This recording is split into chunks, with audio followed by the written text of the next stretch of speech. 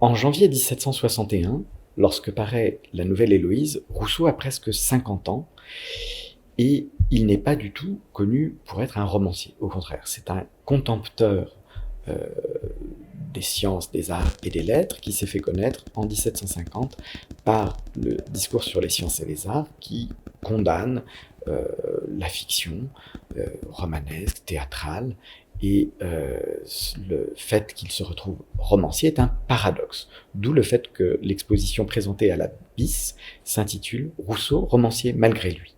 S'il est romancier malgré lui, c'est aussi, comme il le décrit dans le récit qu'il fait dans les confessions de la genèse de la Nouvelle Héloïse, parce qu'il se serait retrouvé au printemps 1756 comme possédé par des chimères, en proie à un enthousiasme romanesque qui le détourne de ses projets. Il avait des projets philosophiques à ce moment-là. Il s'en trouve détourné en se retrouvant comme possédé par ces images qui le conduisent dans ce qu'il appelle le pays des chimères. Et ce pays des chimères, c'est celui de l'invention romanesque elle-même.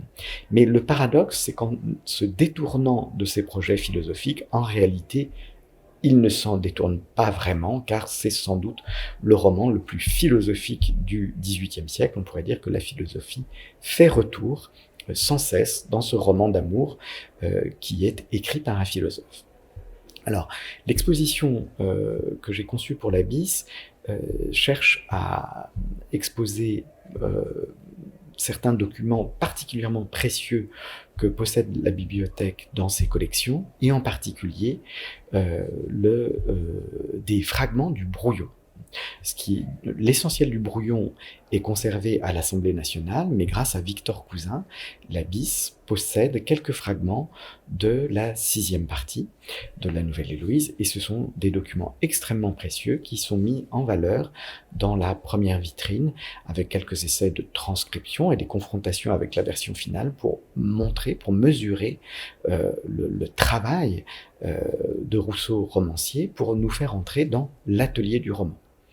La deuxième vitrine cherche à montrer précisément qu'il s'agit du romancier d'un philosophe et donc resitue la Nouvelle Héloïse parmi les grandes œuvres philosophiques que Rousseau a rédigées quelques années avant ou pendant même l'écriture de la Nouvelle Héloïse ou juste après.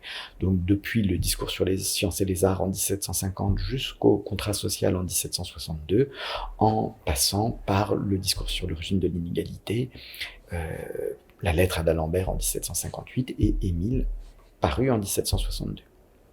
La troisième vitrine, elle, cherche à mesurer à la fois le profond dialogue intertextuel que Rousseau entretient avec toute une série d'œuvres importantes en amont, en particulier des traductions des lettres d'Héloïse et Abélard, des idylles d'Ovide, Astrée de Honoré d'Urfé, les romans de Richardson, mais aussi un roman de Crébillon comme Le Sofa, qui n'est bien sûr pas une source pour Rousseau, mais plutôt un contre-modèle, la Nouvelle Héloïse étant un contre-roman du libertinage.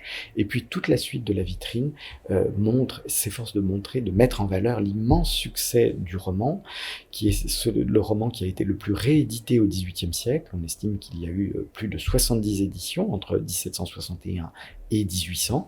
Donc les collections de la BIS en possèdent quelques-unes particulièrement remarquables, et notamment des éditions illustrées.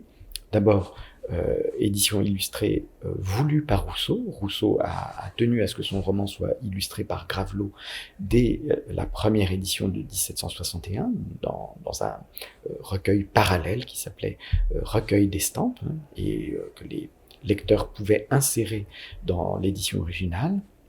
Puis très vite, il y a eu des rééditions incorporant d'emblée ces images, et puis d'autres artistes ensuite, au fur et à mesure que le succès durait dans le temps, d'autres artistes se sont émancipés du programme iconographique conçu par Rousseau pour concevoir plus librement leurs propres images, en particulier pour illustrer le premier baiser de l'amour.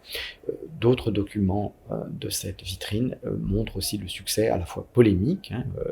La Nouvelle Héloïse a suscité des critiques, notamment condamnant le roman sur le plan moral, mais aussi beaucoup de lecteurs ont écrit à Rousseau pour leur faire part de leur admiration, et c'est ce dont cherche à témoigner cette dernière vitrine de l'exposition.